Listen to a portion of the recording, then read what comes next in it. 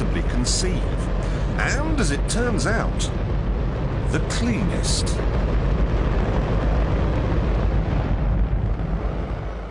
Now, the most amazing thing is that that cloud up there, which was generated by the engine, is just a mixture of hydrogen and oxygen. It's water vapour. And in about an hour's time, someone in Mississippi is going to get wet washing. It will actually rain.